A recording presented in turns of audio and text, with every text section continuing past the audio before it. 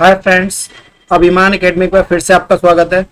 और जैसा कि आपको पता है, इन्वायरमेंट स्टडी की एक महत्वपूर्ण सीरीज चल रही है हमारे पास। और वो सीरीज ये थी कि सर, जो पीछे हमारे जो क्वेश्चन आए थे प्रीवियस एग्जाम्स में, उनको कवर करते हुए एक वीडियो बनाई जाए। तो उसी के तहत मैंने इस वीडियो को बनाया है। हमारे इन्वायरमेंट स्टडी से प्रदूषण से संबंधित जो क्वेश्चन हमारे लास्ट ईयर आए हुए हैं, उनको मैंने इस वीडियो में कवर किया है। ठीक है। और जो दो चार इंपॉर्टेंट क्वेश्चन है वो भी मैंने अलग से लिए हैं, लेकिन ज्यादातर क्वेश्चन प्रीवियस ईयर एग्जाम में आए हुए हैं। चलिए शुरुआत करते हैं। निम्नलिखित में से कौन द्वितीयक प्रदूषक है? देखिए, द्वितीयक प्रदूषक कहते कैसे हैं, पहले आपको यह पता होना चाहिए। और पहले प्रथम प्रदूषक कौन है? प्रथम प्रदूषक वो होते हैं जो मानवीय हस्तक्षेप के द्वारा, जैसा कि आप लोग देख सकते हैं, कार्बोनेट मिनरल्स उसको बोलते हैं, जिसमें सिड्राइट आता है, कैल्साइट आता है, मैग्नेसाइट आता है, डोलोमाइट आता है, एजुराइट आता है, मेलेंचाइट आता है। ये प्रथम प्रदूषक होते हैं। द्वितीय प्रदूषक वो होते हैं जो पहली बार प्रदूषण करने के बाद दोबारा उस अलग से प्रदूषण को जन्म दें, जैसे कि स्मॉग आ जाता है हमारा। तो ये क्वेश्चन कई बार आ चुका है कि द्वितीयक प्रदूषक क्या है या द्वितीय प्रदूषक इनमें से कौन है। तो मैंने आपको बता दिया, प्रथम प्रदूषक ये सारे हो जाएंगे। कार्बोनेट के जितने भी तत्व किसी भी रूप में है वो प्रथम प्रदूषक है। और मानवीय हस्तक्षेप या मानवीय क्रिया के द्वारा फैलाया गया कोई भी प्रदूषण द्वितीय प्रदूषक की श्रेणी में आता है, जैसे कि स्मोग। स्मोग एक तरह का धुंध या धुआं है। आपने देखा भी होगा, सर्दियों के दिनों में काफी ज्यादा हमें देखने को मिलता है, धुंध जम जाती है एक तरीके से। उसमें कुछ नेचुरल होती है, लेकिन कुछ आपने देखा होगा हरियाणा की तरफ पराली वगैरह जलाई जाती है, तो वो एक प्रदूषण के रूप में हमारे सामने आती है। अगला है, निम्नलिखित में से कौन जैव अपघटीय प्रदूषक है? देखिए, जैव अपघटीय प्रदूषक का मतलब है जो हमारे जो जीव जंतु हैं उसके अपघटन को वो खत्म कर रहा है, इसलिए उसको जैव अपघटीय प्रदूषक कहा गया है। इसमें सीवेज है, एस्बेस्टस है, प्लास्टिक है, पॉलिथीन है। देखिए, ये जो है ये मानवीय द्वारा हो रहा है। एस्बेस्टस भी, प्लास्टिक भी, पॉलिथीन भी मानवीय क्रियाकलाप है। लेकिन जो सीवेज जो है, सीवेज में आपने देखा होगा इन चीजों में कोई भी जान नहीं है, कोई भी जीवित जंतु इनमें नहीं रह सकती है। लेकिन जो सीवेज, जो नालियों में द्वारा जो हम अपने घरों की गंदगी हमारी नालियों में बहकर जाती है, वो सीवेज में होकर जाती है। बड़े बड़े पाइप होते हैं रोड के सहारे, और उनसे वो कहाँ चला जाता है पानी? उनसे वो नदियों में और समुद्र में चला जाता है वो पानी, और बाद में जाकर वो ओशियन में जाकर मिल जाता है या समुद्रों में जाकर मिल जाता है। तो ये जैव अपघटीय प्रदूषक इसको माना जाएगा, जिसमें जैव जीव जंतु भी जिसमें रहते हो और अपघटनीय हो, है ना। इसको अगर हम रिसाइकिल करें तो इसको हम शुद्ध कर सकते हैं। बाकी इन तीनों चीज तो एक मैंने कल इसके बारे में पढ़ाया था, जो प्लास्टिक प्रदूषण के लिए अधिनियम बनाया 2024। ये मेरे आप कल की वीडियो में जाकर देख लीजिएगा, बहुत ट्रेंडिंग टॉपिक है, इंपोर्टेंट टॉपिक है, इस बार एग्जाम में जरूर आएगा। लेकिन फिलहाल जैव अपघटीय में आंसर हो जाएगा ए ऑप्शन। अगला है, कोयला है, पेट्रोल है, डीजल है आदि का दहन का मूल स्रोत क्या है? जल प्रदूषण, है ना, भूमि प्रदूषण करता है ये, या वायु प्रदूषण करता है, या ध्वनि। देखिए, कोयला, पेट्रोल, डीजल जलाएंगे तो हमारे सामने क्या आता है? हमारे सामने धुआं आता है। और जो धुआं होता है ना, वो धुआं कहाँ जाता है? वायु में। तो ये वायु प्रदूषण के सब सूचक हो जाएंगे आंसर में। निम्नलिखित में से कौन सा वायु प्रदूषक ऑक्सीजन की अपेक्षा अधिक शीघ्रता से रक्त में हीमोग्लोबिन में घुस जाता है? देखिए, इनमें से कौन सी चीज है जो मानव शरीर में ऑक्सीजन से भी जल्दी घुल जाती है हमारे खून में? वो पेन है, कार्बन डाइऑक्साइड है, कार्बन मोनोऑक्साइड है, ओजोन है। ये है कार्बन मोनोऑक्साइड, है ना।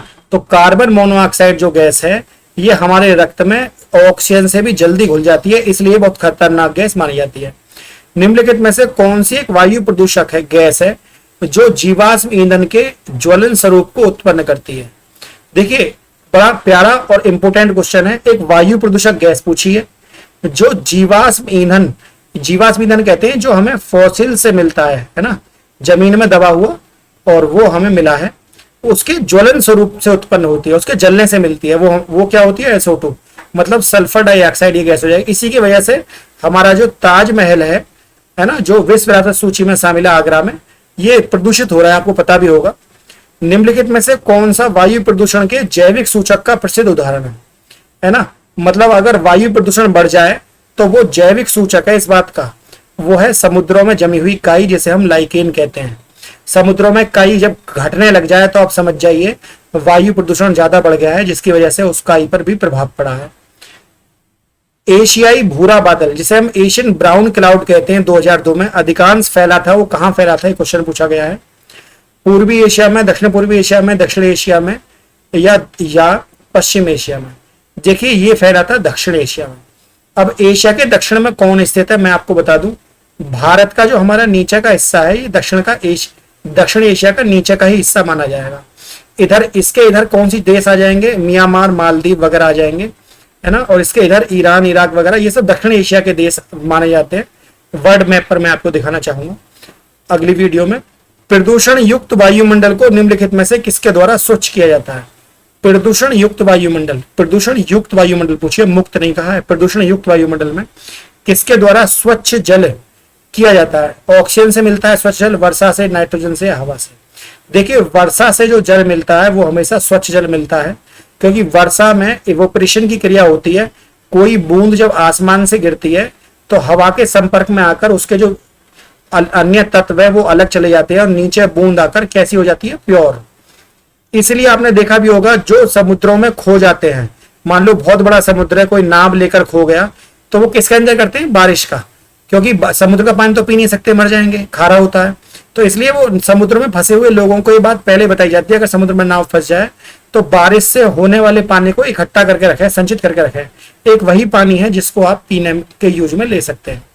और वाहनों में उत्सर्जित कार्बन मोनोऑक्साइड को कार्बन डाइऑक्साइड में परिवर्तित करने वाली उत्प्रेरक परिवर्तन की सेरेमिक डिस्क किससे स्तरित होती है ना। मतलब एक गैस होती है वाहनों में जो कार्बन मोनोऑक्साइड को कार्बन डाइऑक्साइड में बदलती है। तो वो ऐसा इनमें से कौन सा काम करता है? वो चांदी की प्लेट होती है, स्वर्ण की, तांबे की, या पैलेडियम की? देखिए वो होती है सेरेमिक डिस्क पैलेडियम की। आंसर बहुत इंपॉर्टेंट है, क्वेश्चन भी बहुत इंपॉर्टेंट है, याद रखें, पेपर में आ रखा है। सिगरेट के धुएं में क्या होता है? पीसीएस में भी आ रखा है 2015 में क्वेश्चन। सिगरेट के धुएं में होता है कार्बन मोनोऑक्साइड और बेंजीन होती है। निकोटीन होती है तंबाकू में, है ना। डाइऑक्सिन धुएं में होती है, और है ना। और ये कार्बन मोनोऑक्साइड और बेंजीन किस में होती है? ये होती है सिगरेट के धुएं में। तो आप इनमें से किसी को भी खाइएगा कैंसर हो जाएगा, तो ऐसे चीजों को नहीं खाना चाहिए।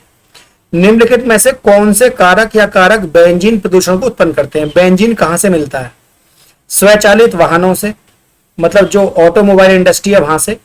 तंबाकू के धुएं से, तंबाकू के धुएं से कहा है मतलब सिगरेट। लकड़ी के जलने से, रोगन किए गए लकड़ी के फर्नीचर का उपयोग करने से, मतलब लकड़ी पर अगर आप फर्नीचर पे प्रयोग कर रहे हो, रोगन हो रहा है, पेंट हो रहा है, उस पेंट को जलाने से भी। और पॉलीयूरेथिन निर्मित उत्पाद जितने भी हैं पॉलीथीन से बनने वाले, उन सब से। तो इसमें ये कहा गया है, देखिए ये क्वेश्चन बहुत आते हैं पेपर में, आप इस पे इंपोर्टेंट लगा लीजिए, क्योंकि ये ज्यादा बातें हैं, पहला दूसरा सही है, दूसरा तीसरा सही है, या सभी सही है। तो यहाँ पर आंसर हो जाएगा सभी। और मोस्टली इन क्वेश्चनों में मैं आपको बता दूं 65% यही इस तरह के आंसर होते हैं, लेकिन फिर भी आप एक बार देख लेना, कभी कहे सर ने तो हमें ऐसी बात सिखा दी। किसी देश में सर्वाधिक अम्लीय वर्षा होती है ना। और सर्वाधिक अम्लीय वर्षा कहाँ होती है, ये यहाँ पर क्वेश्चन पूछा गया है। चीन में, जापान में, नॉर्वे में, या अमेरिका में? देखिए सर्वाधिक अम्लीय वर्षा जो होती है वो होती है नॉर्वे में। नॉर्वे की राजधानी का क्या नाम है? ओस्लो। ओस्लो क्यों फेमस है? क्योंकि यहाँ पर नोबेल पुरस्कार बांटा जाता है। अब आप कहेंगे जी नोबेल पुरस्कार तो स्वीडन की राजधानी स्टॉकहोम में बांटा जाता है। स्वीडन की राजधानी क्या है? स्टॉकहोम। तो वो तो स्वीडन की राजधानी स्टॉकहोम में बंटते हैं, तो आप क्यों कह रहे हैं नॉर्वे की राजधानी ओस्लो में बंटते हैं? जी हाँ, शांति का जो नोबेल पुरस्कार होता है वो बांटा जाता है नॉर्वे की राजधानी ओस्लो में, और बाकी जितने भी नोबेल पुरस्कार हैं वो स्वीडन की राजधानी स्टॉकहोम में ही नोबेल सोसाइटी द्वारा बांटे जाते हैं। इनकी शुरुआत 1901 में हुई थी। तो अम्ल वर्षा सबसे ज्यादा कहाँ होती है? नॉर्वे में। अगला क्वेश्चन है, निम्नलिखित में से कौन सी गैस वायुमंडल में अम्लीय वर्षा की उत्पत्ति के लिए उत्तरदायी है? अम्लीय वर्षा किसकी वजह से होती है? मैंने आपको पहले ही बताया था, सल्फर डाइऑक्साइड या SO2 या SO की वजह से। भूमिगत जल, भूमिगत जल कहते किसको है? भूमिगत जल उसको कहते हैं जो भूमि में जल है, जो शुद्ध माना जाता है, और उसको दूषित करने का अजैविक प्रदूषक क्या है? देखिए आर्सेनिक जो होता है, आर्सेनिक किसमें पाया जाता है? आर्सेनिक पाया जाता है शीशा में। तो शीशा मतलब लेड, तो लेड में जो ये पाया जाता है ये दूषित कर देता है भूमिगत जल को, है ना। तो ये आर्सेनिक है। अगला क्वेश्चन है हमारा, नदी में जल प्रदूषक के निर्धारण के लिए घुली हुई मात्रा मापी जाती है किसमें? नदी में जल प्रदूषण के निर्धारण, मान लो नदी में जो जल है वो प्रदूषण हो जाए, उसके निर्धारण के लिए मात्रा को हम किससे मापते हैं? क्लोरीन से, नाइट्रोजन से, ओजोन से, ऑक्सीजन। देखिए ऑप्शन आपके ऑक्सीजन से।